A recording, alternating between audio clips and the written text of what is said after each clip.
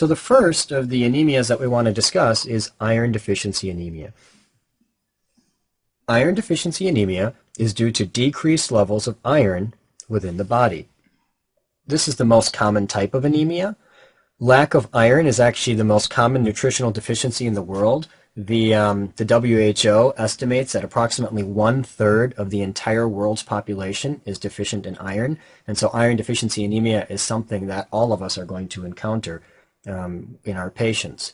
Now, a little bit about the biochemistry of iron. You do need to understand it to understand some of the high yields for this disease. Iron is consumed in both heme, which is meat-derived, and non-heme, which is vegetable-derived, forms, and the heme form, i.e. the meat-derived form, is more readily absorbed.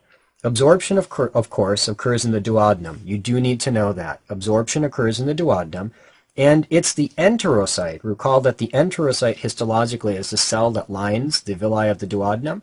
The enterocyte regulates the absorption of iron. Basically, the enterocyte takes up iron from the gut and then has the ability to transport it into the blood via a transporter called ferroportin.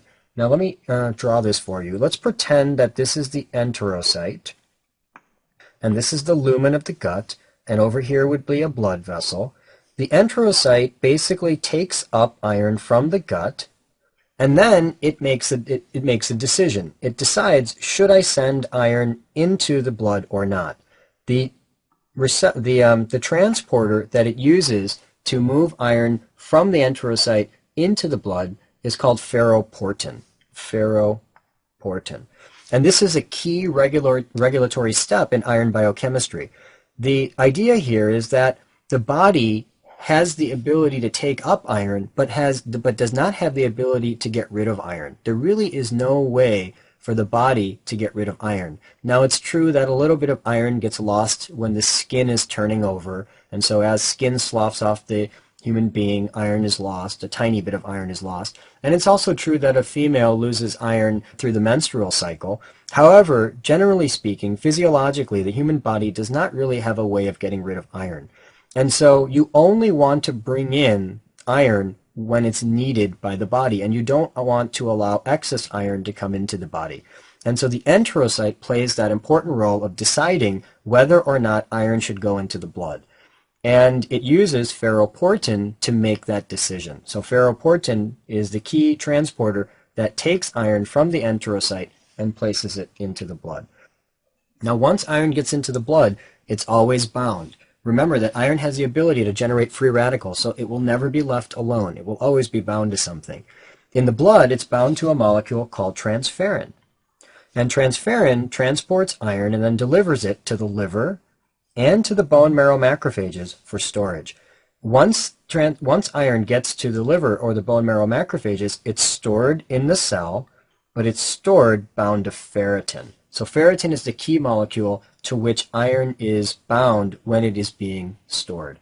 And again, it's important to keep iron bound to ferritin because that binding prevents iron from generating free radicals via the Fenton reaction. And now, when we think about iron deficiency, we should understand that deficiency can be caused by a dietary lack or blood loss. These are the two sort of common etiologies of how a patient can become iron deficient. In adults, important classic causes of iron deficiency. In a male, you think about peptic ulcer disease. That's actually the most common cause in a middle-aged male. And the most common cause in a middle-aged female would be menorrhagia, which is heavy menstrual bleeding in which iron would be lost because blood is lost, or pregnancy. In pregnancy, a woman needs a large amount of iron to grow the fetus, and so these are two common causes in middle-aged adults. In older adults, common causes in the Western world are colon polyps or carcinoma, and in older adults, the most common cause in the developing world is actually hookworm. And if we go back to microbiology, recall that the two hookworms to be familiar with, one is Necator and the other is Ancylostoma. And so Necator and Ancylostoma are two hookworms that are common causes of iron deficiency, again because of the blood loss associated with hookworms. These are common causes of iron deficiency in the developing world. When a patient becomes iron deficient, they actually go through a series of phases. And it's nice to understand these phases or stages because they will help you to better understand what's going on in iron deficiency. So I'm actually going to take a moment to walk you through each of these. Now, the very first thing, let's pretend that there's a normal patient and they've got normal iron and they're doing fine. And then let's say that the patient, I don't know, they get a hookworm infection, and so now they're starting to lose blood. So what's going to happen is that initially, as the bone marrow is trying to make red blood cells, it's going to use up the stored iron. That's the very first thing that it will do when there isn't sufficient iron being brought into the body. So over time, the very early stage of iron deficiency is that the storage iron will be depleted. Now recall, what is the measure of storage iron? Ferritin. Ferritin tells you how much iron is stored in the body. Now, when the storage iron is depleted, what is going to happen to the ferritin, the serum ferritin? Then the serum ferritin is going to go down, correct? Because the storage iron is being consumed. And as the serum ferritin goes down, one of the other things to bear in mind is that sort of always opposite of what ferritin does is TIBC. So whenever the ferritin goes down, the total iron binding capacity is going to go up. And what is the total iron binding capacity measuring again? It's measuring transferrin. This sort of makes sense in my mind. Whenever the ferritin is down, then the macrophages and the liver will sort of recognize that the ferritin is down, particularly because one of the storage sites of iron is the liver, and then the liver will begin to pump out more transferrin molecules to go and try to find more iron. And so any time the ferritin goes down, the TIBC, which is a measure of the number of transferrin molecules, will go up. General principle, always, when the ferritin goes down, the TIBC will go up. So that's really the first stage of iron deficiency. Once the stored iron is used, then the next thing that's going to happen is the serum iron is going to be consumed. And as the serum iron is going to be consumed, a few things are going to happen according to your laboratory studies. Number one, the serum iron will go down because as serum iron is being used, obviously its levels are going to go down. And number two, the percent saturation of iron will actually also go down. Now the way to remember this is to just think about it. So let's remind ourselves that if you have transferrin molecules, okay, let's draw here 6 transferrin molecules. So 1, 2, 3, 4, 5, 6. We've got 6 transferrin molecules, correct? Now normally, when you think about transferrin, 1 out of every 3 is bound to iron. So 1 out of every 3 is bound to iron. So it looks like this. Now, if 1 out of every 3 is bound to iron, then what's the normal percent saturation? Well, in this particular case, we've got 2 molecules of iron and 6 molecules of transferrin. So the current saturation, I'm going to draw it up here on the left-hand side of your slide, is going to be 2 over 6, which really equals 1/3, which equals 33%, which is the normal percent saturation. All right, so the normal percent saturation is 33%. Now let's assume that the patient is becoming iron deficient and the serum iron is depleted. Well, if this iron molecule is consumed, now only 1 out of 6 transferrin molecules is bound by iron, and so 1 over 6 equals, 16% roughly. And so you can see that the percent saturation has gone down. When serum iron is depleted, the serum iron will go down and the percent saturation will also go down. So that's the next phase of iron deficiency. Now the third stage or phase of iron deficiency is normocytic anemia. So what's the idea here?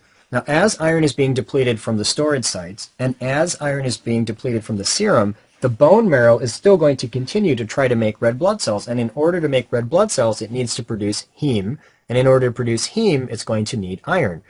And so as the bone marrow begins to recognize that iron isn't available, it'll make a sacrifice. It'll say, I prefer to make normal red blood cells. I want nice, pretty, red, beautiful red blood cells.